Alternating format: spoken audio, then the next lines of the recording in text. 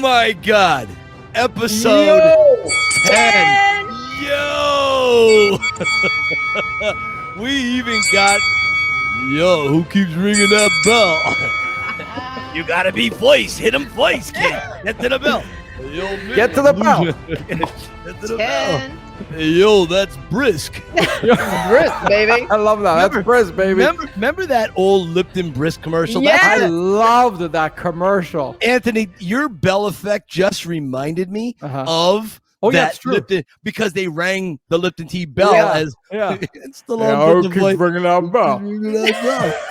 and I loved it. I loved it. You know what? Here's one of the things that I love. There's about 12 billion things I love about the character Stallone, who he is as a person. But one of the things is the fact that this was going on. The Lipton tea thing was going on at a time where, Sly's career had passed its peak. And so he was just trying to see what was going to work, what was going to fit, the slow climb back up. So he does the Lipton tea thing, and then he hadn't done a lot of movies for a while. His own admission that he had been doing a lot of golfing.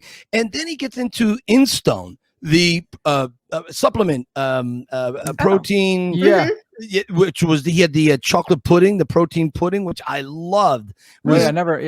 It was absolutely fantastic. Anyways, then he gets this thing called Sly Magazine. Yeah. Which the main thing behind Sly Magazine, the main thing I think that affected him, he had the concept for Rocky Balboa and he wanted to put it out there. And what he did some drawings himself and he put them in the magazine, and then he put out sections of the script, 3, 4, 5 pages of what would be expected. And he had contacted this artist named Bill Pruitt to do some additional drawings, paintings for this article, and he had done it in all 4 magazines. They were fantastic. Really? And then he gets on The Contender with Sugar Ray Leonard. Yeah, I love that show. Now, here's something I want. How many stars as huge as Sly humble themselves to do a commercial? So he does the Lipton tea commercial. Now, he'd been doing commercials in Japan, Tokyo, and whatever for decades. He had been doing like sake and ham commercials. I don't know if you guys ever saw them, but they're the cheesiest commercials. He'd get like $1 million, and this is at his peak. Wow. He was at the peak of his fame. Did the Brisk? I just looked it up. 2009. Is that right? Or no. Earlier, because that would be after Balboa. Yeah, it's earlier. Yeah. Brisk was around 95, 3, 5, yeah, 6, that's right. 7. I was a kid. Yeah, that's right. Yeah, that's right. yeah. Brisk was around that. But so most stars are going to do that. Then he does his own protein line, right? And the only other person I could think of that did something that was Paul Newman with the Newman salad dressing, and that all went to charity.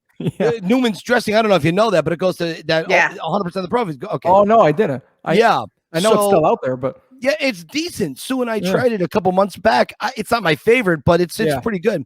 Yeah. And then he does this magazine, the Instone, and that made a lot of sense because he was so into fitness and so on. So he started going in levels, in stepping stones. And I can't even imagine for a guy like Stallone, who's getting 20 million a picture, a worldwide phenomenon, beloved at the time, two movies, the Rocky and Rambo franchises. Okay. Then he does the Contender.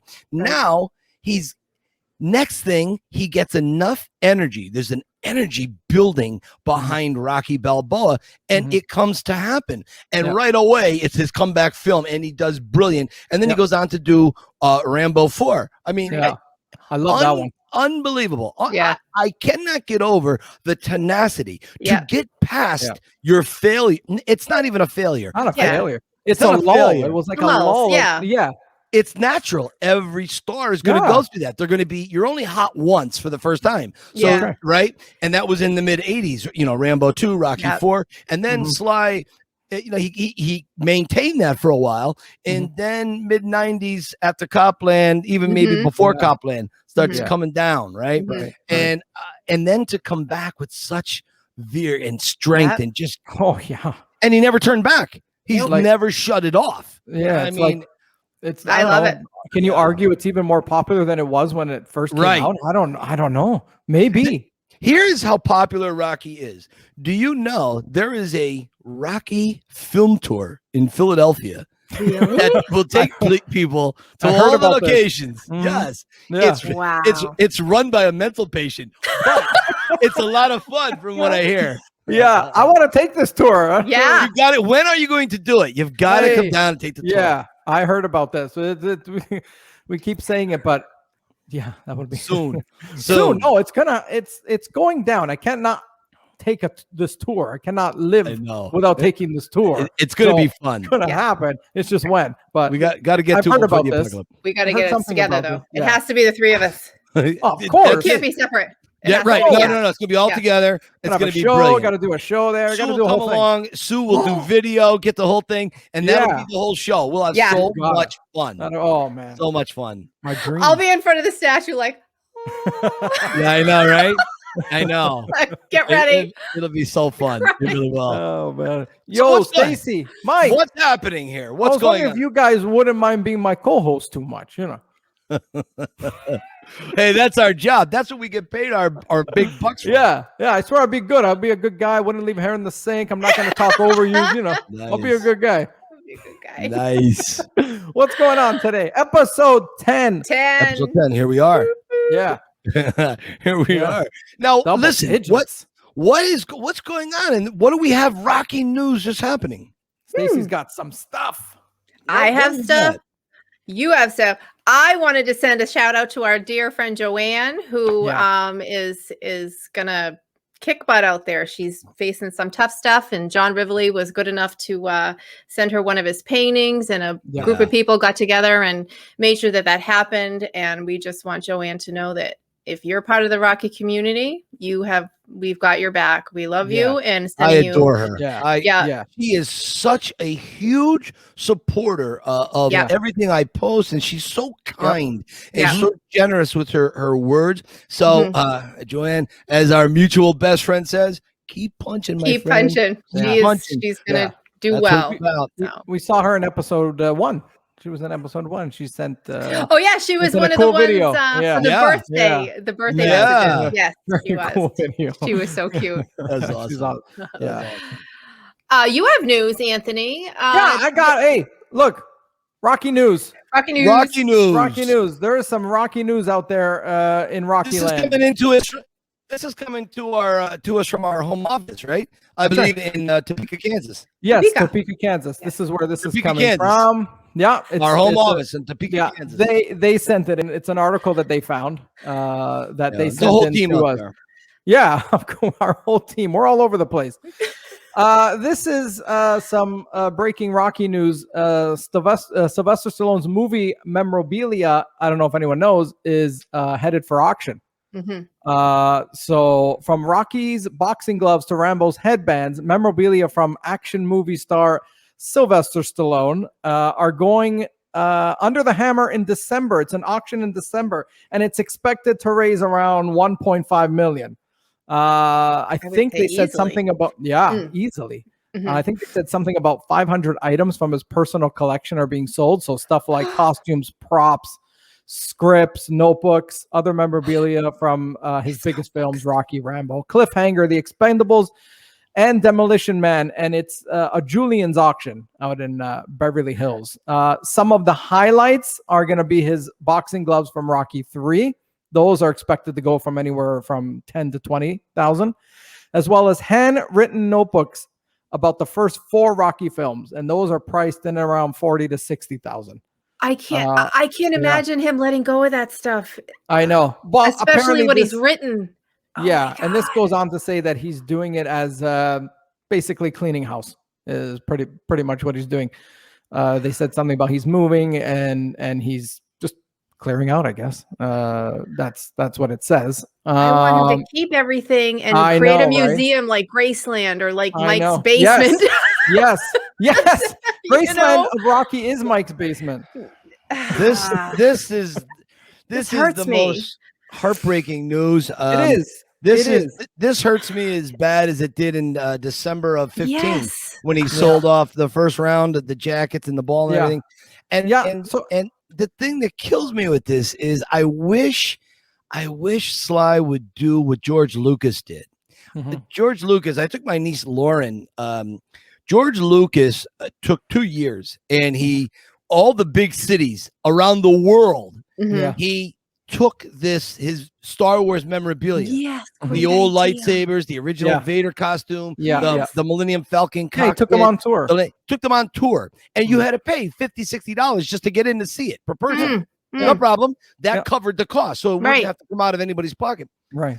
That's the one thing I wish Sly would consider. Yeah. Because I know the guy. There's a guy out there. His name is Randy Russo, and he bought well over $1 million worth of stuff from Sly's original collection. He bought all the Rocky jackets, the Tiger jacket, the ball, the Rambo knives, a lot of the guns from Rambo, the brown poncho that Rambo wears. He bought quite a lot of things. Wow. Yeah. And no one, he's never going to show it to anybody. He put like a 2,000 square foot addition on his house, and it's in this giant room, and he'll never let anyone in over to see it. And it kills me. I don't understand that. What is the point? You just hoard it, and nobody will ever see it. And it makes me a little frustrated, as you can probably tell. I get it. But I just wish there was more of an opportunity for everyone to go see this up close. But Stacey, like you said, you touched on something. That's why I admire what Graceland did. Yeah. And Priscilla Presley did back in the 80s. Graceland was going out of business. Right. Like, a lot of Elvis's money, he didn't really have much near the end. It was gone, and Graceland was going to go down. She came up with the idea to open it to the public. Yeah. And make everything in it available for people to tour and see. And now Graceland is apparently massive. Like they have museums upon museums where all of his stuff is there. For the most part, some stuff's been auctioned off and whatever. Some people have his stuff from, whatever. It's not all there, but it's mostly all there. And people can go at any time and walk through and see it. And that's what I wish they had for a Rocky thing. Maybe not a house, but a museum of some sort. Because it's so big and there's so much stuff, and it does hurt. This article sucks a little bit. You'll never see it. You'll never be able to look at it. What's the point? You're right, Mike. If people are going to hoard it, this guy's hoarding it. Yeah. I don't know. I think we should make a public service announcement to Sly and see Sly. Yeah. Alternative idea. Yeah, I know. Randy took my tour a few years back, and I like Randy. His dad was there, and his son was there, and they're very nice people. And I learned a little bit from Randy, just about a background about a lot of things, and just a little bit of the Rocky franchise. Few things I didn't know, but he had learned in working with Sly. He had helped kind of put together a few things, and I just wish Randy was more open to the idea of some type of a traveling something. But what are you gonna do? I mean, it's his money. He bought it. You got it. Yeah. It sucks for millions of Rocky fans, but that's the way it is. Yeah. Maybe if he hears this, it'll plant a seed. Maybe. I wish he would. I wish he would. Well, here in the article, they asked Stallone why he's doing it, and they said he's relocating, selling his house, so it's a perfect time for a sort of downsize. So that's where it's coming from. Yeah. So it's supposed I'll run the museum. Yeah. Yeah. No problem. I am more than happy to run that museum. There you go. Our head office our home office will run it. Yeah. Right now, actually, our home office out in Topeka, they're looking into seeing what cities we could feasibly put a Rocky museum in. Right now, there are two places, actually, I should say. One is Tennessee. They're looking in Tennessee, and another is Philadelphia. So we'll see who gets the nod. Tennessee. You never know. We'll see. Tennessee, maybe Tennessee. We'll but if it was in Tennessee, who could run it in Tennessee? I don't know. You never know. Who might be moving there very soon. Never know. Yeah. Anything can happen, guys. Anything can happen. Anything can happen. What else do we got going on today? Mike, what do you think of this? This is another article I came across talking about the #1 Rocky villain, right? Ooh. So all of Rocky's opponents. This article that I found goes on to say that of all of them, Clubber Lang is probably his biggest villain, more than Drago. Yeah. Because in this article, it goes on to say, and I agree too. Yeah, Drago was a tool. Yeah. Yeah. Clubber was violent. He was aggressive, visceral, smack talk, and ugly. Yeah. Nobody humiliated Rocky like Clubber Lang. I tend to agree with this article. I thought it was a good little clip that I read. I agree because they're back in the day when Roberto Duran fought Sugar Ray Leonard. He had done the same thing to Sugar Ray. He had insulted his manhood and his wife. He really did. Yeah. So to me, Clubber Lang is the ultimate bad guy, and it goes to show that Stallone really had a concept of bringing him back as James Bible Thumper, as we discussed earlier. And that would have been a complete role reversal, and very interesting to see how that would have gone. I would have loved it because just like remember when you saw Spider Rico? Loved it in Balboa. That was awesome. Like people can change, right? People can change and they become buddies, and I think it would be great, but never happened.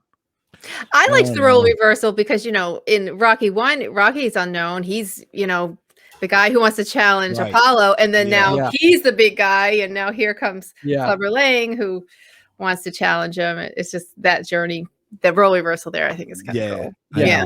That's awesome. But I love it. Cool. I love it. I do. I agree with them. Not bad. I tend to agree with them there on that one there. Michael has pictures. Yes, he does. Oh, yeah. All right. He does. So I've been talking show these pictures because people are gonna flip out. All right, let me set it up here first. So what's going on here? So my journey is one that takes it's 40 years in the making, but I'm going to try to be a little concise, and I'm probably going to talk about it maybe 5-10 minutes over the next 4 or 5 shows. And really, a lot of people always ask, how did you become friends with Sly? What was how does that start? How does a nobody become friends with a somebody? Now I know we're all somebody, so Stacy, don't jump on me, okay? In the context of the camera, there exactly, she's gonna be like the Ring, where she's crawling. That's exactly. 7 seconds after we hang up, I'm gonna get a phone call. Don't say that. 7 days. Take it back. I love that movie. I know. That's so true. I know. That's Stacy. I'm a very nice person. Stacy, what do we need to get a well? Put an old well in your room there. Can we get the prop department from the home office to build one? Yeah. That's awesome. All right. So for me, there have been many fork in the road moments. There have been many turns. There have been many acts of kindness and generosity from strangers. But I'd have to say it started around a painting I did. Now, most of you know, who have been listening for a while, the original Rocky's been my favorite. And round 14 is something that impacted me beyond anything else I'd ever seen in a movie. When Rocky gets knocked down, everyone tell Mickey's like, down, stay down. He can't bear to see his fighter, who he now comes to see as his son, hurt anymore. He's done what he set out to do. He went the best with all the rounds with the champ. But Rocky knew he had one goal. His private goal was to be standing at the end of the fight. And if he could have laid down, and nobody would have called him out on it, but he would have known for the rest of his life. And so I said, boy, that sounds like a lot of situations I was in. I didn't go all out. I should have went all out, and I didn't. I left a little in the tank.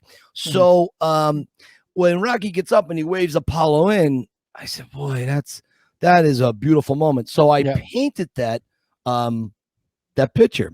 Anthony, if you got a second, could you just throw that picture up for like 5 seconds? Yeah. There we go.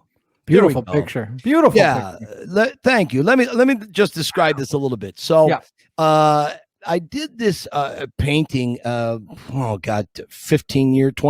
years ago, 14, 15, 17 years ago.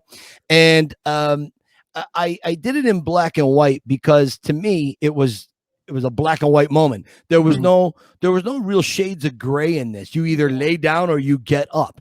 And the one thing I did, it's hard to tell on this, but I put little flashes of red on the post and the ropes. And I don't know, maybe I was little artistic, trying to show shades of blood, whatever. Anyways, on the right hand side, Rocky's left shoulder, you'll see Sly Stallone signed it. Yeah. And underneath Apollo Creed says, "Ain't gonna be no rematch, Carl Weathers." Carl signed it. Wow.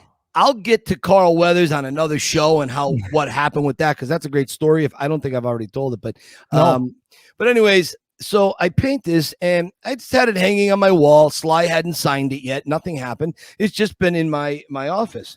And in 2006, I read in the newspaper that Stallone's going to be in Northeast Philadelphia, Kensington, filming for several weeks. And I said to myself, boy, this is a real good opportunity to go down and get to see Sly, maybe a little bit of filming, whatever.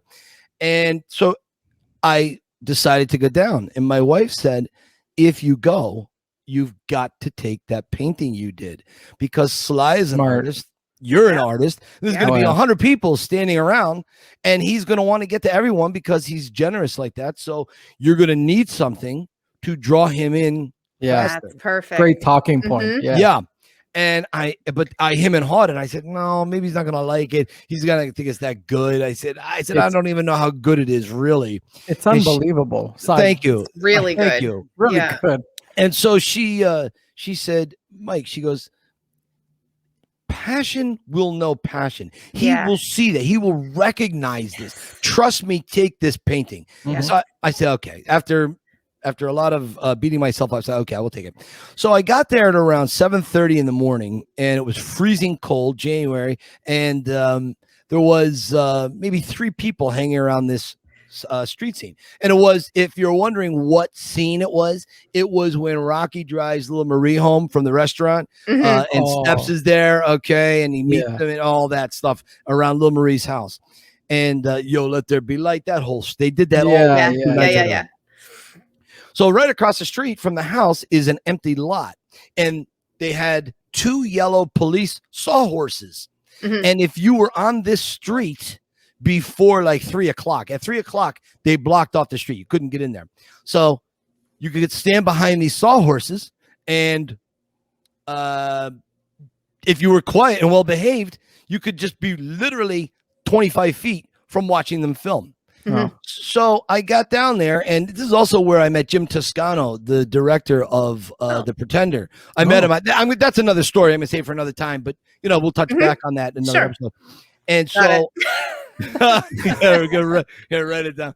So I'm sitting there, and I'm getting to know a lot of these locals. Now, Kensington, when you go drive through Kensington, if you look above some of the occupants, you could almost see expiration dates above their head. They're just not long for that area. It's a homeless, drug-riddled area, and the empathy you feel for these people, it's terrible what they're living through.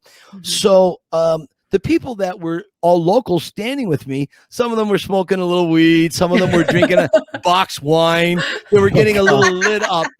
And none of that is really my bag. I got no problem with any of that, but that's just never my thing. So, except the holidays, my father gets this red Guinea wine that I love. It's unbelievable. So in a bucket. Yeah, right. And it's a horse trough, and we just have the helmet with the beers and the straws coming out. Yeah. Well, my father, me, my father, my brother, my cousin's husband Gib, we all wear these helmets with straws to the trough. Into a bucket. Yeah, we just drink red wine at Christmas.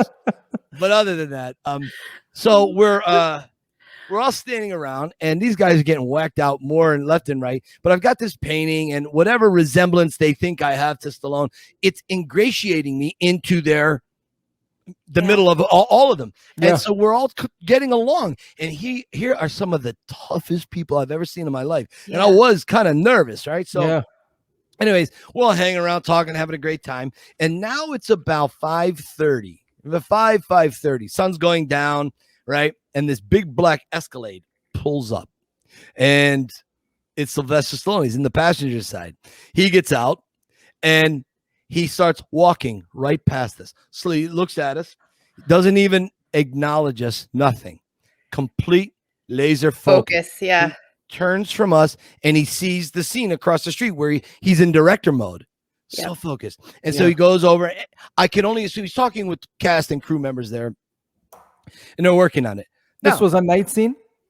This is the night scene. The sun is still up, but I should have sent that picture to you, Anthony. I have another picture too, with Sly walking in the background. Boy, if I could find it, maybe we could insert. We can superimpose it. Yeah, we'll superimpose it. Yeah, maybe we'll insert it right here. Yeah, right here. If I can find it. All right. Okay. So we're living in a wonderful time of technology, right? Yes. So, anyways, this other guy, the door opens from the Escalade, and out comes, I just see an orange and white hockey jersey, a Philadelphia Flyers hockey jersey, and one of those newsboy, paperboy caps that Sly wore in Rocky IV when he goes to Russia. Yeah. And it's Frank Stallone. And so Frank comes over and he's got a video camera. Frank had recorded everything on a DVD camera. He had recorded all the behind the scenes stuff, none of which we got to see. It's somewhere. Ask, where is it? I don't know. I don't know where it is. And I wish they would put that out. I wish they would put that out. Anyways, Frank sees the painting and he comes right over to it and he starts videotaping. And he goes, oh my God. He goes, wow, look at this thing. So we're talking back and forth and we have a great conversation. And he turns the camera and he goes, Sly, come here. You got to see this. Come on over. And Sly just ignores him. Him. And I'm like, that's okay. I figured. I mean, Frank got to see it, so that's cool. Right. And I was happy with that. And so Frank and I are talking a little bit, and we built up a little rapport. It was really nice. Yeah. And Frank stops videotaping, and he goes, listen. He goes, don't go anywhere. Stay right here. I'm bringing my brother over to talk to you and see this. He goes, this is brilliant. My brother loves fan art. It's the one thing that really gets his attention. He will talk about art. He paints himself. And I would go, okay, I'm not going anywhere. I'm frozen, but I'm here. So anyways, about an hour goes by, give or take, maybe 45 minutes. And I see Frank is starting to manipulate himself into the background. Now, there's about 7 or 8 people talking around Sly, and they're all yipping in his ear. Sly, we need this for tomorrow's set, and then we need this for the restaurant, and the cemetery's asking, and you could hear bits and pieces of it. And Sly's going, okay, we'll do this here, that, there, and he's giving these orders. And all of a sudden, Frank found an opening, and he leans into his brother's ear, and he. And I'm like, oh damn. Oh man. That's what I would do. In my mind, it was like, you know how Pacino used to have that high pitch? Oh, something's going on around here. I don't know what's happening. That's going on in my mind. I love how Frank, his brother, has to slide in. Yes. Because he's total, Sly is total business. Yeah. Frank is still his brother and he still has pull, right? So of course it is his brother. So Frank whispers and Sly looks right over at me. Oh God. And he doesn't like do this to the people around him. There's like 6 people around him. He doesn't do this. He does, I don't know if you can see, but he kind of just puts his hands up like, wait a minute. Yeah. And he cocks his head a little bit and he starts slowly walking across the street. His eyes had not come off the painting. And he takes another 5 or 6 steps and then he looks up and he makes eye contact with me. And he puts his head to the side. He goes, no, he's right in front of me. We're eye level, eye to eye. Oh my God. Wow. He goes, did you do this?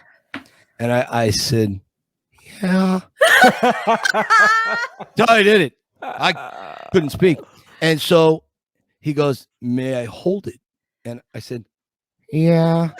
He just takes it out of my hands, right? And he holds the painting up and he begins with his fingertips. He begins to stroke the raised lines of the paint, feeling the raised paint lines. Neat. Yeah. And he goes, And he holds it down. And he goes, do you know what you have here? I go, no.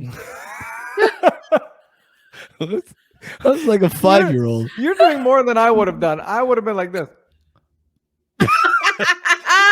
You're waiting for the right pitch, right? Yeah. So I said, no. And he goes, you've captured the nobility of Rocky. This is beautiful. Wow. And we talked a little bit more about the painting and how art, you can express something more than you can in a photograph or a film or music. It's all has its own place. But painting can capture an energy that many other forms can't necessarily capture. And I said, Sly, would you sign it for me? And I had brought a silver tip Sharpie on the chance that my wife was somehow right. And it turns out he said, happily. So he signs it beautifully, Sly Stallone.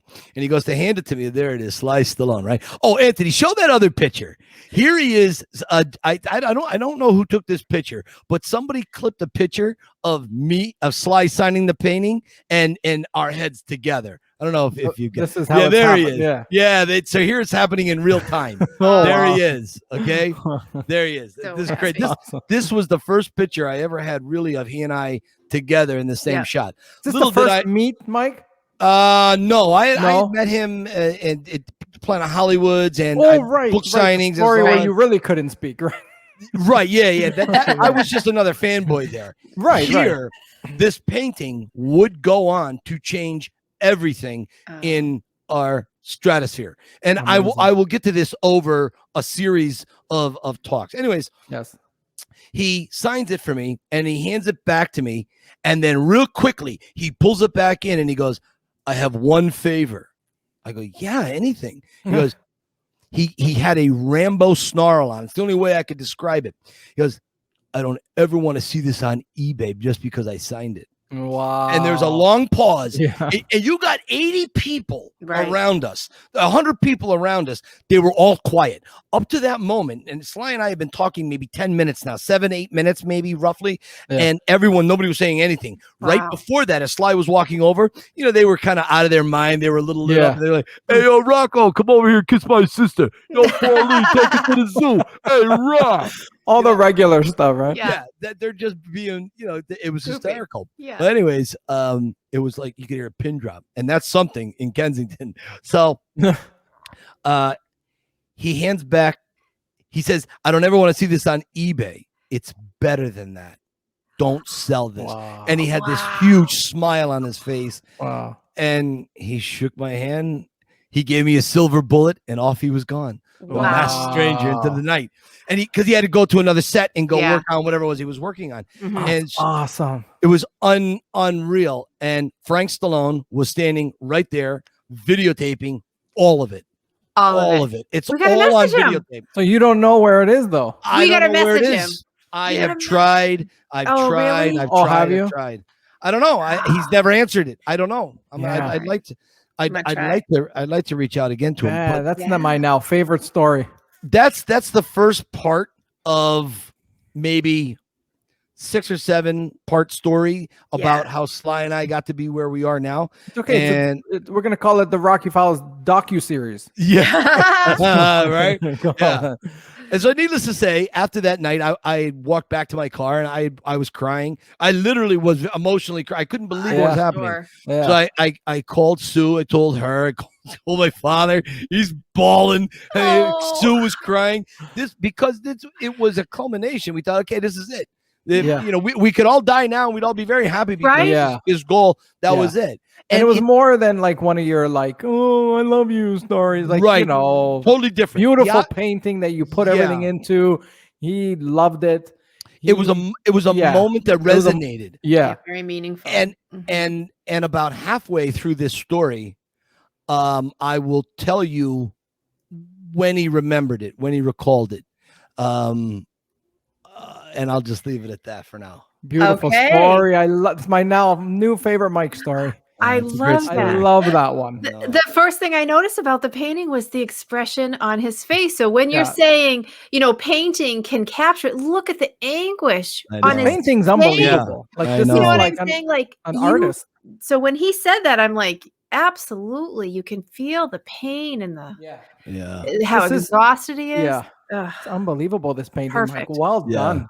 Yeah. And by the way, I made that frame. I was trying to make a frame a little bit different. So I wanted the frame to be a little more important. And I'm not a frame maker. I don't know how to make frames. That's but very good. I thought if I could put things together, boy, wouldn't this be an interesting? Looks like pillars. frame. Yeah, it's like pillars. That's what I want. Very cool. To remind you of the Rocky, the art museum, and the royalness of this moment because of Sly signing it and so on. Anyways, I know we're running a little long and we probably should move on, but I just wanted to say that. Yeah. So, next point of business. Have we interviewed anybody? We didn't interview anybody this week, did we? We did. Oh, but we did. We did. Oh, that's right.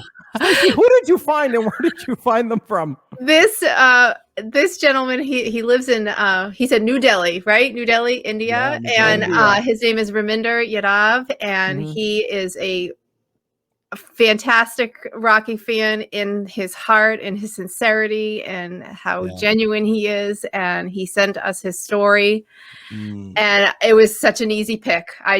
It was so easy. He captures everything that Rocky is. So I'm just going to let him tell his story. He's coming up next. You don't want to miss this one. You don't want to miss it.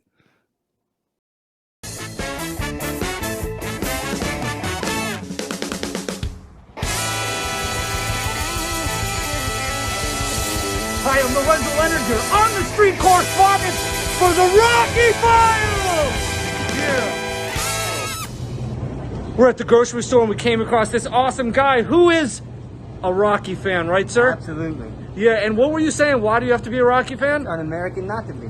Un-American to not be a Rocky fan. Sir, thank you so much. Absolutely. I hear you're a Rocky fan? I am, and I grew up watching them with my family, and especially Rocky has inspired me to never give up.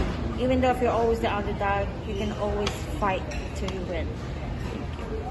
Thank you so much. Go Rocky! Rocky! Listen, I think we've got a guy here coming in that Stacy knows a little bit better than I do, but I have had the privilege of just briefly speaking with him, and for some reason, there's two things I like about this guy: his smile and his mustache. I could never grow a mustache like this guy. I mean, this guy's all man. Stacy, why don't you tell us a little? Yeah, Rami is Raminder Yadav. He is from India. He is one of our original Uber fans, and he is forever leaving us the most beautiful reviews on our episodes. And I said, hey, send us your story. And he emailed me a beautiful story weeks and weeks ago, and he immediately went on the list. So Anthony, he is he's sitting out back. Anthony, why don't you bring him in? Anthony, okay, there we go. There he is. Yay! Look at this good-looking guy. Listen. Thank you. Rami, by the way, you also Rami, I'd like to start off with your mustache. I find this intoxicating. I've tried to grow a mustache. It took me 7 months, and the only thing I could get was a Dick Dastardly. It's just a little pencil thin. I couldn't do it. I had always wanted to go for the Leroy Neiman with the wax in it, but your mustache is great. Now, how long did it take you to grow that? not more than 2 to 3 weeks, I guess. Show off. That's He didn't even have to think about it. Like it's just no worry. No just worries. Like that. Just like that. Just like that. The first time that I had facial hair, I was 22. Yeah. And who I copied Sly. You see, he has French beard. Yeah. That was my first look that I went for. Mm-hmm. And ever since I've been keeping on and off beards and everything. So all the way inspiration from the mustache to my physique to whatever I have. My journey with Stacy a couple of days ago.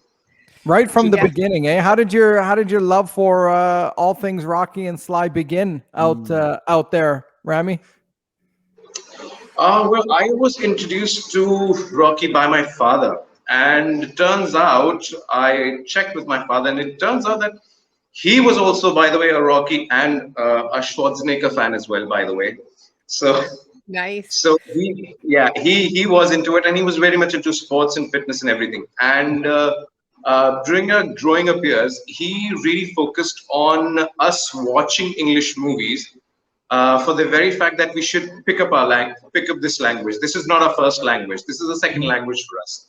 So he wanted to make sure that my brother, my sister, and I myself have a good command over the language. And how can we do that is by watching the cinema or reading books.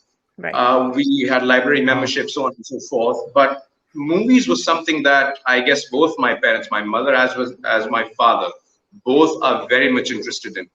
And my father was the one who introduced me to Rocky. And the first Rocky that I saw was Rocky 2, by the way. Oh, nice. And that was probably early or mid 90s. I was 13, I guess 12 or 13 years old. And he got this movie and he played, we had those VHS tapes here, which we used to play in the VCR. Before the CD and the DVD era. Yeah. So that's what I got. And I saw the movie, and I saw it in my summer holidays at night. And I remember my brother and I watched it, and I remember being completely blown away by it. I mean, I was literally blown away by it.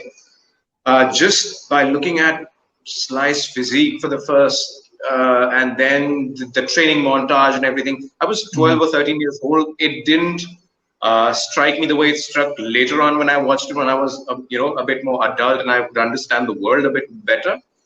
But back then, for me, I was literally blown away, and I have no idea how that movie stuck with me.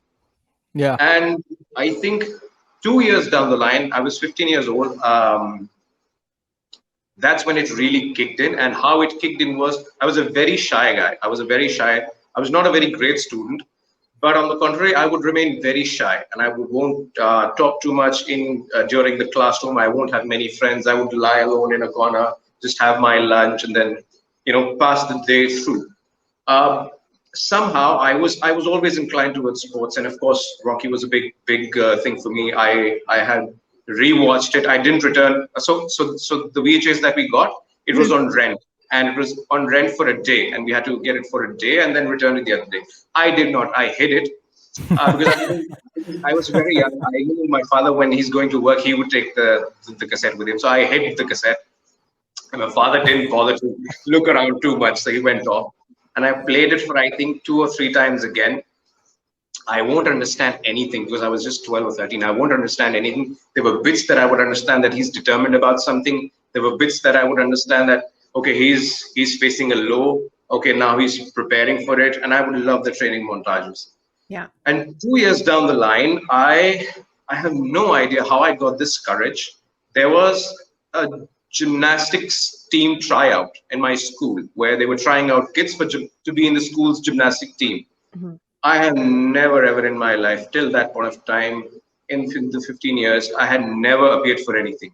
I have no idea how I got the courage. The only thing that kept on playing in my mind was that trumpet, that Rocky theme. Yeah. That kept on. And at 15 years now, in retrospect, it's such a nostalgia, and I have no idea, no recollection of how it happened, but it did happen, and I appeared for it. And not to just show off, but I'm telling you, I appeared for it and I passed it with flying colors. Like literally, there were a couple of stunts. My selection, while I was practicing, I was focusing more on getting selected. My teacher came to me and he said, forget about selection. You are already selected. I am telling you this. Focus on the stunts that you're going to perform. And I was, in many, many years, I was one of the guys who got a score of 9 out of 10 on 3 stunts. 3 great stunts where you have to jump out of a fireball, you have to flip, and you have to somersault, so on and so forth. And I was probably in that particular batch, I was the only one who scored 9 on 3 exercises. I got selected, I performed, and not only performed, me and my team won the championship trophy from our school. Oh, unbelievable. That's amazing. Oh, that's wow. amazing. And since then, there was no looking back at all. No looking back at all. Yeah. So 100% Rocky motivation for you. Oh, absolutely. And by the time I would be practicing or I would be standing in line to, perform my stunt, at the back of my mind, ta-da, ta. That's the only thing that I'll play that played in my mind. And when I got home, my brother said, "Why did you look so lost? Why when you standing in the line you look so lost?" I guess I was lost because I was constantly playing that in my mind. Right. Yeah. Over and over.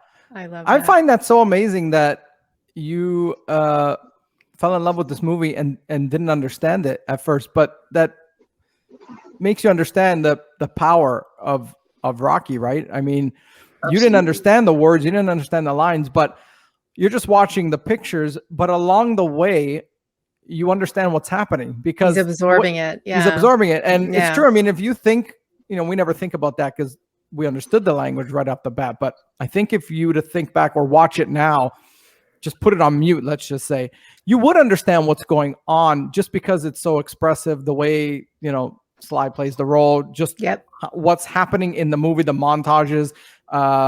You can understand and get the gist of what's happening, can't you? It's awesome. I never even thought about that. Yeah, that's really neat. Awesome. To get inspiration from that when you don't understand, I think that's incredible because, and to learn the language from that, I don't even think, like if I were to watch an India movie, I don't know if I pick up the language. I mean, that's incredible. Good for you. Rami, let me ask you something. As you've experienced life and you've moved forward, when you sit back and you think about Rocky 2, do you have a reason now why it might have appealed to you? Are you a little clearer on that? Or are you still, I don't know what it was, it just worked? Mm-hmm. I think now as I matured, and I said this to Stacey as well yesterday, the entire series has given me some sort of learning. And people say that, you know, there's always this question that which is your favorite Rocky movie? Which is your favorite Rocky movie? For me, I say the learning that I've had from all of them, and I'll share that with you right now. So, for example, from Rocky 1, what I learned throughout the years is that whenever you get your shot, or whenever you get to do anything, when you're about to get to do anything, give it your 100%. Forget about whether you'll be able to successfully do it or you won't be able to do it. Don't think that. Just do it. Rocky gets a chance. He was scared that whether he'll win or not, his chances were very less, but he gave it his best. You know, for Apollo, it was just another friendly bout, and he thought that he'll beat Rocky like this. He'll drop him like this at the drop of a hat, but he wasn't. He went toe to toe with him for 15 rounds. And why? Because Rocky had this thing in his mind that this is my shot and I am going to give it my all. That's my learning from Rocky 1. From Rocky 2, what I learned was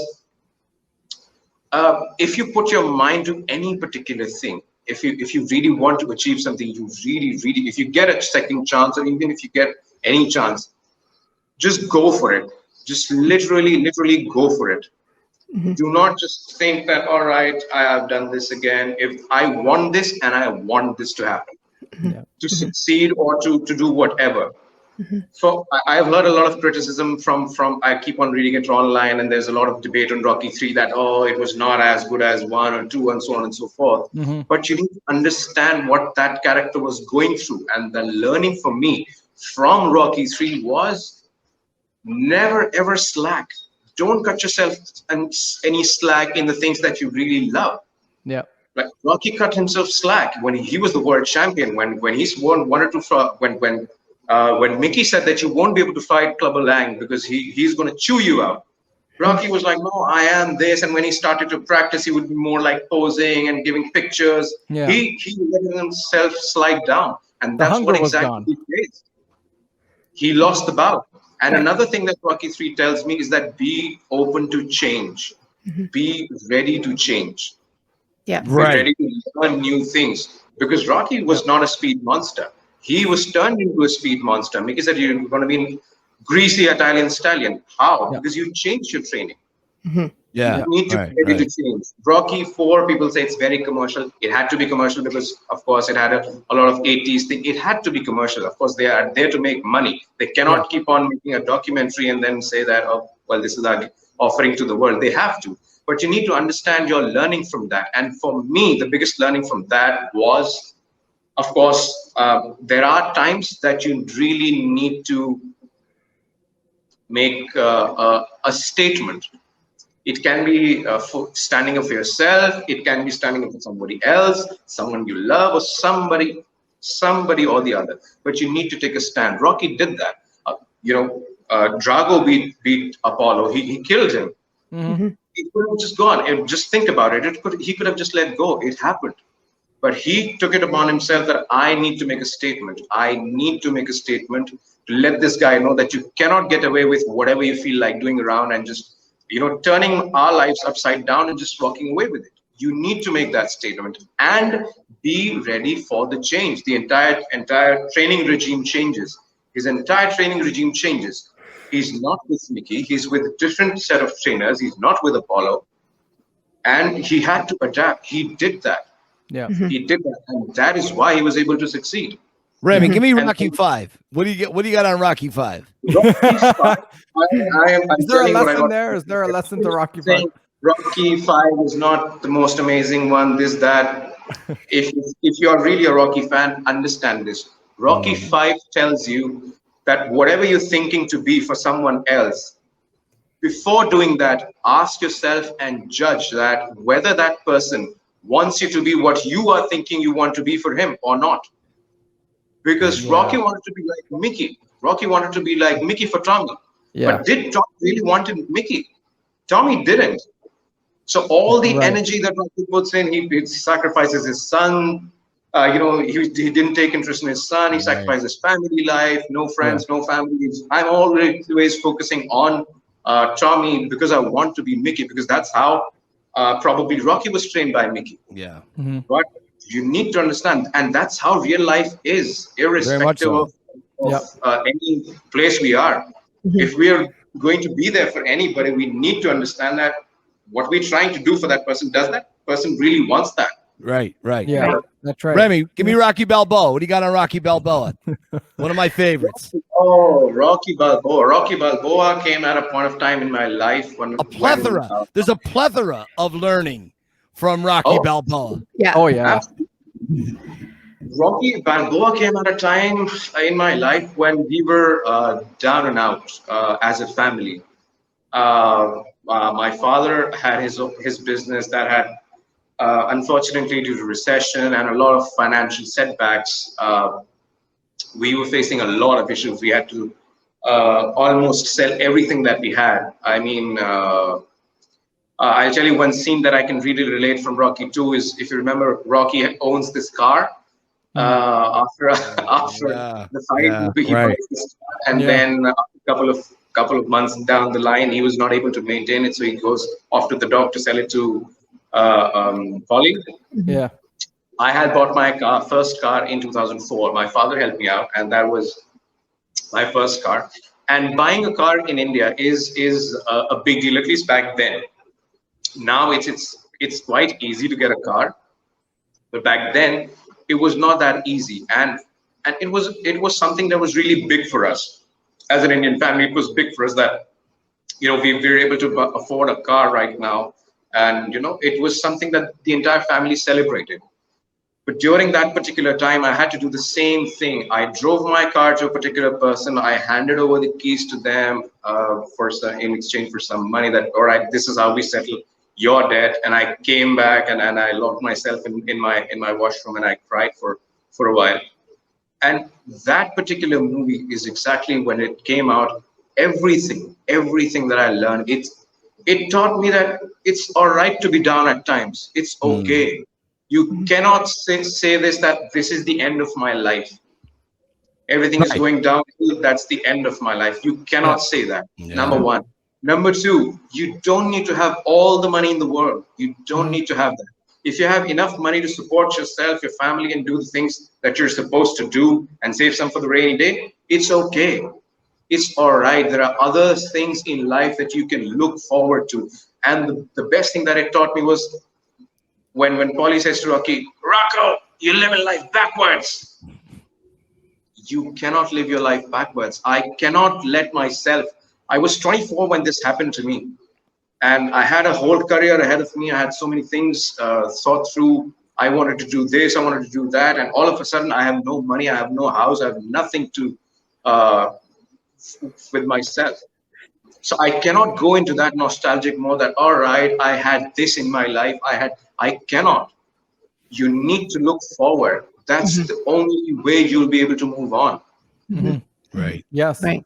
This was my favorite part of our conversation yesterday, Rami. Like, you know, I was telling him, I said, you know, Mike's going to put you on the spot and ask you which one's your favorite. And, you know, I'm like, oh, I hate that question. And he went through this and said, I learned this from 1. I learned this from 2. And I was like, to me, he perfectly captures why it's so hard to answer that question. Because there's a message that's so specific to each one. Yeah. It's to pick one is like, well, I can't leave out the other 5, you know? So I was like, you know what, just go 1 through 6, because I thought he captured that just perfectly. So I don't think there's been a more perfect description for an individual what they took away from a series. Rami, I think you did a perfect job of it. However, I'm going to throw a scenario at you. And Stacy, I tried. Stacy and Anthony's lives will now depend on it. All right. Now, what we're going to do, we're going to introduce a shotgun pointed at Stacy and Anthony's head. Yeah. And the terrorists are going to kill them unless you choose a Rocky. You can only choose one. Wow. If you say you can't do it, then they're dead. That's it. We're gone. It'll just be you and me talking. Yeah. So, we're going to take ourselves out. That's the stupid scenario I'm throwing at you. So I'll first ask the terrorist that, why do you want us to make this choice? Because it's our show, damn it, and we want an answer. Start your own show, Rami. Because we love Rocky, and that's our question. Hey, Rami, we got to fill an hour here, okay? So can we have top two? Top 2. Anthony's dead. He's gone. It's just Stacy. Okay, we just got Stacy. What are you going to do? Oh, Ray. Good night, everybody. All right, let's give him a second take. No, Rami, don't answer. So Rocky won, all the way. All the way, Rocky won. Okay. Oh, okay. All right, he answered. Mike's happy. No, I'm always happy. And of course, obviously, I was just teasing. I'm playing. But no, I do believe the more I do interact with fans, whether it's my tours or the podcast, the more I have been hearing over the last maybe 3 years. It really is the whole series. The whole series. It really is. Because and again, I'm not going to belabor the point, but Rami said it all. He said it perfectly, better than I could. So well done. Well, it's hard. It's one of the hardest of all the movies or franchises. It's one of the hardest questions to answer. Yeah. And I've always found it too. It's just hard, and he nailed why it is. Agreed. And I guess Rocky 1 hits very hard, hits home with everyone, I guess, is because first of everything is if it's an effort from the heart. Like just look at the struggle that Sly had to go through. Mike, you've talked it so many times on your Insta page as well. Yeah. And on the podcast with so many episodes, the hardship that not only Sly had to go through, but the entire the crew itself, the producers, what they had to go through, the crew, what they had to do. And the latest scene that you showed of that drunk guy outside the bar, the stories that you shared. So it was a collaborative effort. Everybody was so focused to deliver something special. Yeah. Right. All the energies came together, and that is why it is such a special film. And they didn't even know it was something special, though. Not till about I don't think about they halfway through. But halfway through. Yeah. Right. But I don't think they were going along saying, we're going to make something that's going to win an Academy Award. They probably along the way said, this could be something special, but they didn't set out to do that. They just wanted to make a movie that they believed in. And that's even better. Yeah. That made it even more special. Yeah, I mean, Stallone and Avildsen are quoted as saying, Stallone said he thought it would be a second feature at a drive-in theater in Kentucky. He thought that would be as big as it would get. And Avildsen said he thought it would be a main feature at a drive-in theater in Tennessee. So So it was just funny the way that they said that. Rem, one question I had on Rocky related. What part of India do you live in? I was wondering that. So I live in New Delhi, which is the capital of India. New Delhi. Okay. And what's the Rocky reach out there? Are you the only Rocky fan in India, or what's the? I guess. I know you said it's an older film, and people have moved on and stuff like that, and it's that way too here. But there's a group, right? Is that happening in India? Are there others like Rami? I haven't come across wherever. So the friends that I have, whenever I talk to them, they're like, yeah, all right. So I stop there. Get rid of them. Yeah, get rid of them. They sound like bums. Yeah. I have actually. So that's that. And like I said, you don't find a lot of stuff here. This shirt that I just showed, this is a custom made shirt. Let's see that shirt. Let's see that shirt. Yes, Yeah. Let's get it. Okay, there we go. Hold on. Right. This to me, talk about tenacity. Cool. Right. Like, I can't get my own T-shirt. I'm having it made. Right. I was like, he's bound and determined. And then here's another. I love that one. That's awesome. That's a great picture. I like that picture. Yeah. And then the painting. You have a painting too. I will show you that. This is my prize collection. The Leroy Neiman. There's a cellophane over it. I didn't take it out. I'm like, no. Never take it out. You got to get it in a frame. You got to get it in a frame behind plexiglass. Yeah. With the plastic. Yeah. I want to get that. So, and I look for on and off posters for Rocky. There are a lot of posters now available with Rocky quotes from Rocky Balboa, mostly from Rocky Balboa, and it's the poster that Stacy has in her background, the Rocky Balboa with the right. That's the only image that we have here. That's the only image that we get, and with quotes on it. So Rami, quotes I have in here. Yeah. I want something which is like this particular one, which is sort of a replica of the painting that you see in Rocky 3 with Apollo and both of them fighting. So I went for this because it was something like this. So I keep on looking for things now. Well, it's interesting. The same artist did both paintings. So Leroy Neiman did the one you have, and he does the one behind Stacy, the multicolored one at Rocky 3. So what do you think? Do you have other, will other more modern movies like the Avengers or Harry Potter or the Star Wars, are they more popular there? Yeah. Avengers and those series have taken the market by storm. They're globally everywhere now. You have bobbleheads, you have posters, T-shirts, merchandise, whatever you want, because they're in now. Kids are more interested in that. If I sit with somebody and I try to explain them that, listen, watch this. This is Rocky. They'll be like, okay, I have heard that Rocky is an action movie. I'm like, who said it's an action movie? Who told you that?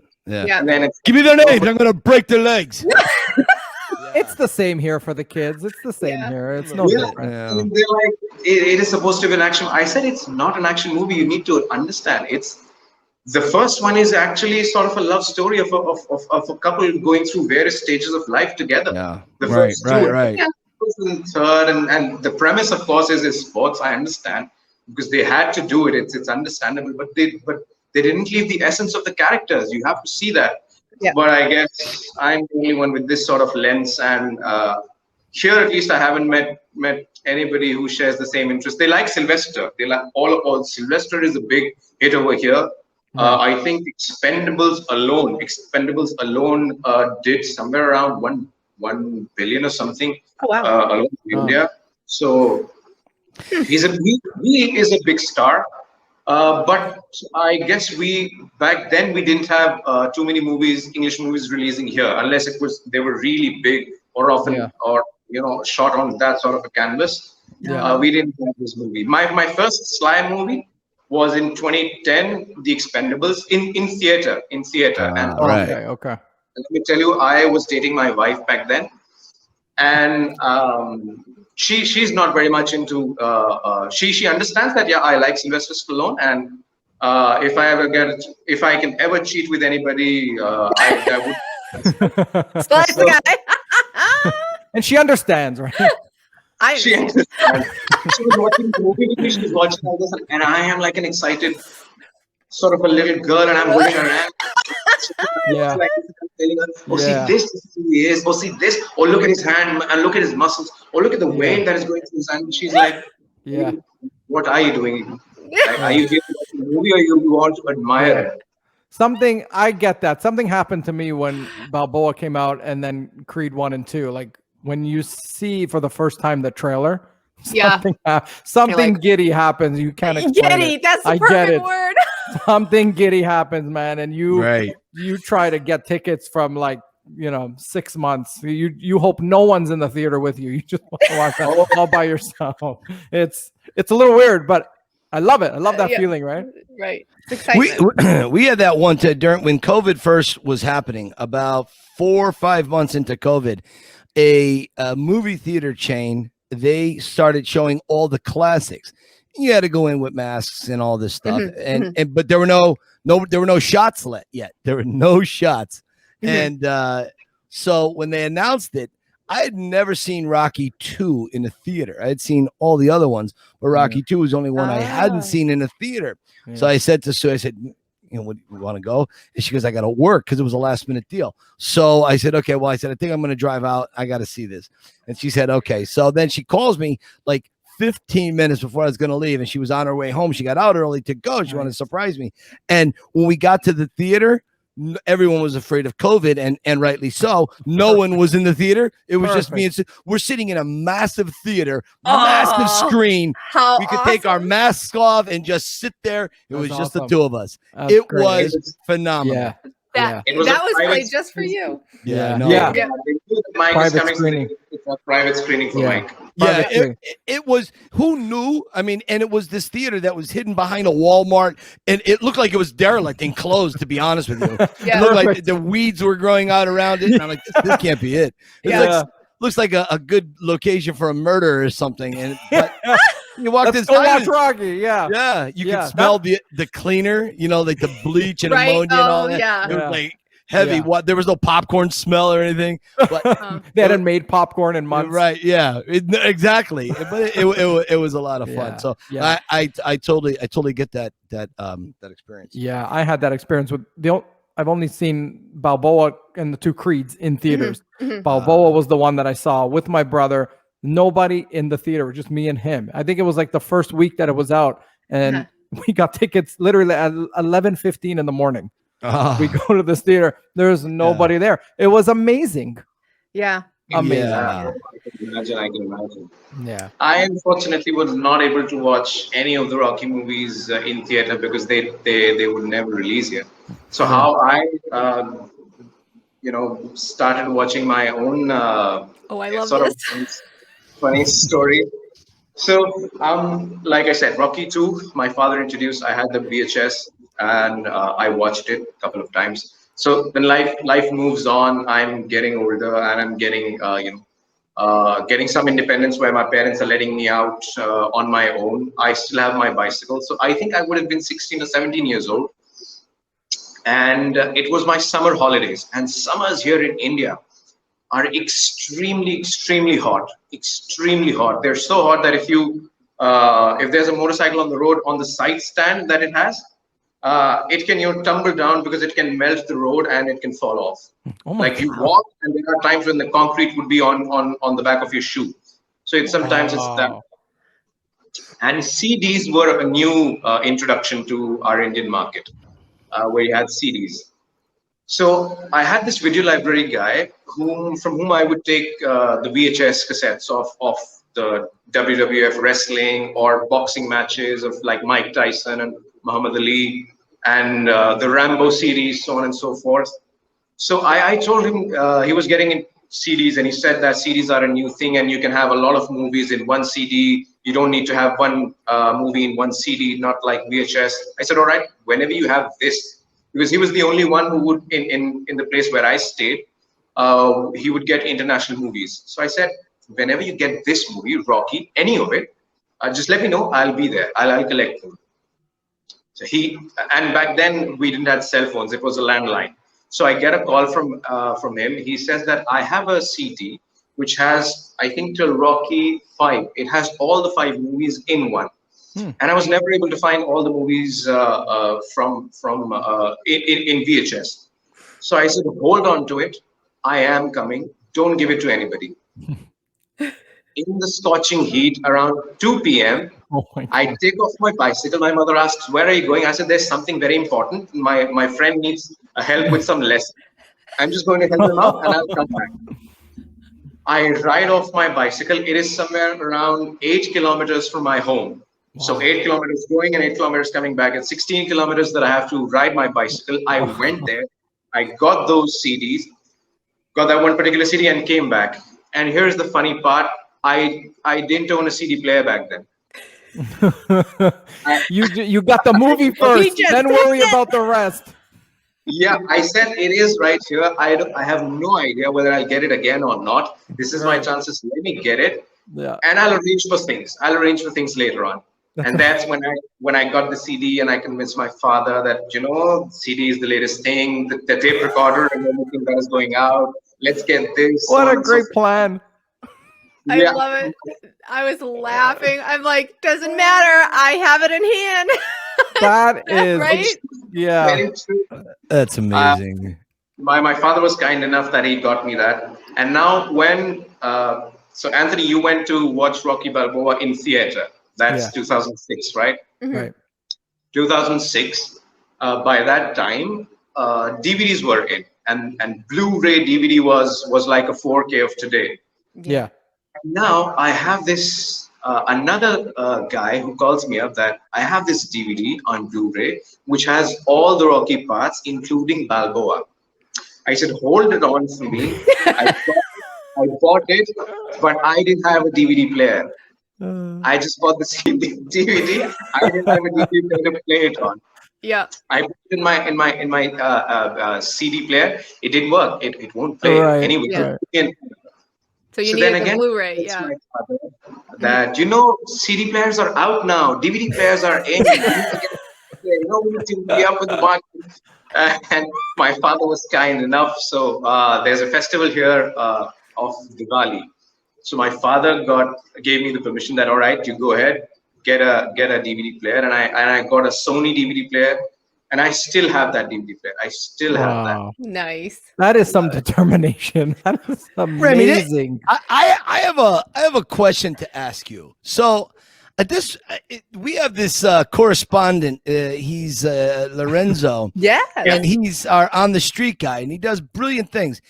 What are the chances of you going on the streets of New Delhi and with the video and with your cell phone and just ask random people what they think about Rocky? How about you be our on the street correspondent in India? India. Oh. Yeah. Like Lorenzo said. I'll do the trial first. And then sure. I'll do the trial first. And then we see. Even if you did it in a way where I would call it training wheels. You have a couple of friends, right? You seem like a great guy. I bet you have a bunch of friends. Okay. As you just set it up with your friends, do it like training wheels. So have your friend walk down the street and say, excuse me, pretend you don't know each other. Can I ask you something about Sylvester Stallone and Rocky Balboa? Right. What is this? And just just to have fun with it. Have fun. Right? Make it about a minute, a minute and a half, right? And just ask them. But do it in a way where there's iconic locations in the background. I don't know what's iconic in New Delhi, but if there's something that's iconic that tourists flock to see, try to do it there and send it to us. I promise you, people would love to hear you do this. Are you kidding me? From another part of the world? Yeah. This would be wonderful for fans because I know if it was 35 years ago or 40 years ago when I first got introduced to Rocky, I would love to have heard from people from around the world. But we didn't have the internet. Right. And now that we do, is that something you could work on over the next couple of months? Oh, for sure. It'd be my honor to do that for you guys. Oh, I would love that. Great. Yeah. That'd be great. That'll be your job in India is to spread the Rocky word out there. Yeah. Your fans going. He's the perfect guy for this. Can I quickly introduce you guys to my wife? She's been hearing and listening to you guys for a long time. So I wanted you guys to meet her. I wanted her. Wait for the smile on her. She's beautiful. Wait for the smile. Hey, Hello. Hi, How are you? I am good. How are you? Well, thank you. It's so good to have you here to be part of this and to support Rami. I can't think of a more wonderful way for two couples to kind of grow together is to just both understand Rocky. Yes. That's been the single greatest passion in the world. The ultimate love story, right? The ultimate love story. Exactly. She just supports me with what I do. She's like, I can get it, but all right, this is your thing. Just do it. She's not a Rocky fan then, but she gets your Rockiness. I gave her homework though yesterday. Okay. Really? I said yes. What does she have to do? I said you have to watch every Rocky at least one time, and by the time you get through the sixth one, you're going to be as hooked and as crazy as the rest of us. That's just what happens. So. Yeah, that's she's going to work on it. She said she's going to work on it. And I don't think Rami's going to mind rewatching them all. Probably not. Here's what I say. I say in a couple of months, we bring both of these guys back on in 10, 15 minutes, and we get them to dress up like Rocky and Adrian. We'll get her the cat eye glasses. Hey, Halloween's coming up. Halloween, okay? You know what, Mike? I was so we both of us are fond of glasses. My eyesight is absolutely all right, but I love to wear glasses. Yeah. Because if you remember, back in the 90s when Sly was opening this Planet Hollywood, on one of the photo shoots he was wearing glasses. So I said to myself that whenever I start earning, I have to get glasses. Now I have a couple of glasses. She wears those glasses she has a weak eyesight. And she has one eyeglass, which is just like Adrian, the cat eye that Adrian wears. Eyes. I love it. Yeah. I was asking her this for the past, I think, 2 days. We were trying to hunt that, and I said that let's get that and let's get a picture click and share it. Probably, for the Instagram. Yeah, absolutely.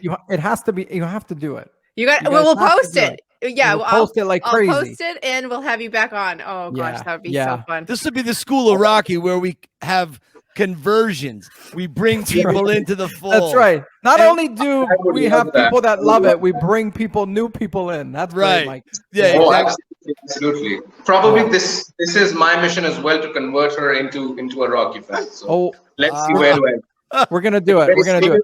Oh, there! Look, Stacy's got him right here. Yeah. Amazon, darling.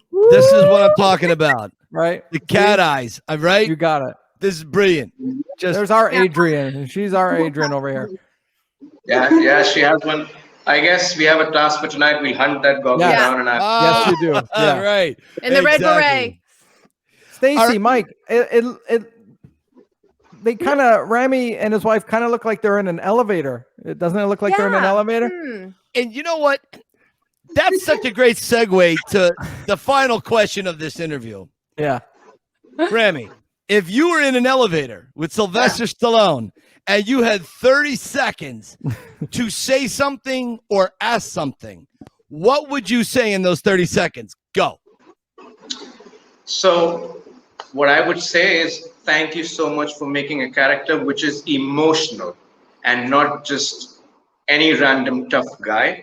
Thank you so much for the learnings. And how would you want to carry on your legacy of Rocky once probably you're gone? Well said. Beautiful. Under 30 seconds. Well done. Well said. Just enough time for him to answer, right? Exactly. And he's got to answer because the 30 seconds, you get to say it and then you got to leave.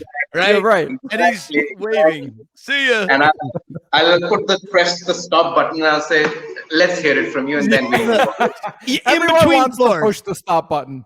In between floors. So he's got nowhere to go. He's trapped. Yeah. Hey, Rami, listen. I think I can speak for all of us, but I know Anthony and Stacey are going to say it. I think you were absolutely fantastic. I am so glad. Dynamic. Absolutely. I'm so glad you did our show. I want to really thank you. I think this is going to be one of our most interesting watch shows, honestly. And love Yeah. you, brother, for all the kind words Yeah. that you said, and thank you. Thank you you so much. Thank Yeah, you so much. Thank we so love much you so much. You know, you're it's an honor. And before I go, I was saying this to Stacy yesterday. Probably the stars were aligned that I found you guys, Mike. You know, when the first time I saw you was in 2006. Oh, really? Yeah, and I'll tell you how I came upon that. Back then, internet was not something which was very easily available for us. So we had these places called cyber cafes where there would be a bunch of computers lined up, and you pay some money and you surf around. So I wouldn't do anything. I'll simply go and I'll surf around for Sylvester's images. You know, that's what I would do. Open Google Images and ponder around. And that's when I came across, I think 2006, there was one particular website which was dedicated to Sylvester or probably to Rocky. And I remember seeing you because I think you had appeared and won your first competition then. The lookalike competition. Yeah, you won one competition, and that website had your image with the Rocky training clothes, the gray sweatshirt, the gray I read that. Now that's 2006. I read that. That's all right. It's gone.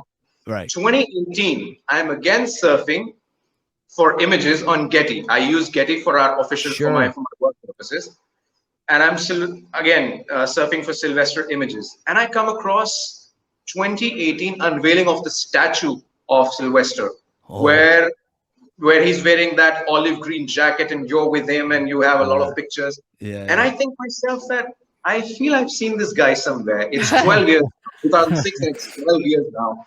I said, all right, maybe. And then I stumble upon your Insta page, the Yo Rocky Philly tour. Really? And that's when I realized, oh, this is the guy that I saw in 2018. No, this is the guy that I saw in 2006 for the first time. That's amazing. You're saying, you've got to be saying to yourself, Rami, this guy's not getting help. He's mental. He's not getting any help. He's running around Philadelphia dressed as Rocky. All these and years later, nobody's helping him. Yeah. No, I'm serious. For the very first time I showed my sister your photograph, or her as well, they were like, "Is this Sly? Is this Sly? Right? Why yeah. No, he's not right. I listened to him and everything, your impressions and everything. Oh, that's and sweet. like I always say, I was saying this to Stacey as well, and I believe Anthony also agrees that you're a walking encyclopedia. I literally look forward to your Instagram posts, the information that you share. I mean, I can speak to you for hours and hours and hours on Rocky. I mean, the kind of information that you have, I know I won't. Unfortunately, right now, I don't have the luxury to come to Philly and take your tour. I would love to do that one day. Mm-hmm. Yeah. But I keep on searching for, I think I shared one of your old compilation of your tour with Stacey. I found something on on YouTube, and I forwarded to her. You're very young in that. You're really very young in that. I know. And I keep what are you saying? I look old now? What are you saying? I was just loving you. Mature. You're not mature. Stacey, is that the word we're going with? Mature? Yes. Rami, we love you, buddy. Love you so much. Great job. We can't wait to see you on the street. It's an honor to meet all of you. Anthony, thank you. Stacey, and Mike. Anthony, by the way, a shout out to you as well. I really like in one of the podcast episodes, you said that you wanted something for you like a broadcast, and you're trying your hand at this. And my dear friend, you're doing a really good job. Oh, thank you so much. That's right in front of us. People who are watching this podcast, don't look for inspiration around. Just look at this particular podcast. You'll find everybody trying to follow their passion, at whatever stage of life they are. So thank we are probably the Rocky spirits here. Yeah, thank you. That's amazing. #1 fan. He's our new correspondent on the street out there in India. We love this guy. I'm excited. Rami, listen. How do we say goodbye? Keep punching. Rami, thank you, buddy. Bye. I'm going to make a prediction. Wow. This is really probably going to be, I think this is going to be our most watched episode so far. I think it's my favorite. It's very awesome. Very, very interesting to see a Rocky fan to us here in America, so far in Canada, so far away in India. I mean, to be inspired, his story with not having a CD player, a DVD player, whatever, to getting on his bike through the heat, whatever, and everything's got to go through. That's just an unadulterated love for Rocky and what it meant to him. I'll be reflecting on this again, and I can't wait until next Tuesday to see this in its entirety. Yeah. This guy's unbelievable. You found Stacy from the moment this guy started watching us and commenting and sending us videos and all this kind of that. This guy is like personification of like the Rocky spirit and all the good that comes from it. The stuff that he's done, like you were saying, Mike, I can't even fathom this kind of stuff because we have stuff here that's so available. We don't have to get on our bike and ride 60 miles to go get something and get the DVDs. But then I don't know if I'm going to get a DVD player to watch this stuff. And I don't understand what I'm watching, but I learned English from it. This guy's unreal. He's amazing. Yeah, I just the way he left us messages, the sincerity in his messages, and then I was like, you just get a feel, and I'm like, just tell us more. And then he, told us all about in the email that he sent, the financial struggles, and then I don't know, the determination. I can't get a Rocky shirt, I'm gonna make one. I don't have a DVD player, but I'm still gonna go get it because I don't know. He has that determination that he learned in the movies by watching it. Like you said, he doesn't even know the English, but he still could see and absorb that he was going to battle through this struggle. And I just thought he was so sweet. The sincerity is infectious. Lovely man. He said something that reminded me of how even I take my Rocky stuff for granted. About 2 months ago, flipping through TV, there was nothing on, and I wanted to watch Rocky Balboa, but all the other Rockies were on streaming, and all I had to do is you hit a button and they're on. It makes it easy. You don't got to get out of your chair. You don't got to get up to get the other remote, get the DVD. And I said, Balboa's not on. And Sue said, well, it's downstairs in the Rocky room on the shelf. It's a DVD. You've got 9 copies of Rocky Balboa. Just walk down the steps again. I go, I'm so comfortable in my recliner. And here, Remy is pedaling his bike through alligators and tigers. His tires on fire. His tires are on fire. Yeah, he's pedaling on the surface of the sun to go get stuff to watch. And he doesn't even have a DVD. Exactly. He's bringing it home and he can't watch it. That's like ultimate tease. Yes. Yeah. But he's going to get it. Got it. Yeah. Passion. And that's the thing I love about Rami. It's Rami, if you're still watching, your passion. Never lose that. That. Don't temper it. Let it run wild, man. Let it run wild, and it will take you wherever you want to go. I promise you. Awesome guy. We can't wait to see more of him. He is our now international guest, our international correspondent. He brought us to India, man. I can't wait. Think about that for a second, guys. I can't wait. We're gonna get correspondents in every all over the world. Right? Can you imagine? And then we're gonna have we're gonna be like the news capital Rocky on the spot on the screen. Right. It all started with Lorenzo, right? And maybe Lorenzo can take them, and we can have like a correspondence school, a training session. A training session. Yeah. Hey, Lorenzo, are you up for it? Yeah, I hope so. Yeah. He is. Oh, he's up for anything. I think. Yeah, of course, he's funny. Lorenzo, there's no money in it, but you're doing a good thing, okay? And it's a love of Rocky, and I don't know, we're building something. Think of it that way. We are. We'll see where we are in 4 or 5 years. Hey, speaking of 4 or 5 years, Stacey, is there anything that we have that we'd like to promote before we get out of here? Well, I wanted to let folks know that our episode 11 is going to be a reflection episode, and it's also going to be the episode that we reveal our top 10. So for those of you watching the Instagram page, you know that I just put on, hey, send us your favorite quotes. My phone exploded. Okay. We are getting so many quotes. So send us, that's what I want to say. We want a real big list, and we want, and I want to be able to count, however many people said go for it, however many people said, whatever, and get a real list that's written by us, by our fans. Send your quotes, and we're doing that episode 11. We're gonna that's gonna be fun. We're doing a few different things. Maybe there's gonna be some bloopers. We're gonna have some fun with that one because we're gonna celebrate that we've done 10. We've done 10. I'm so excited. Yeah, seriously. Celebrate 10.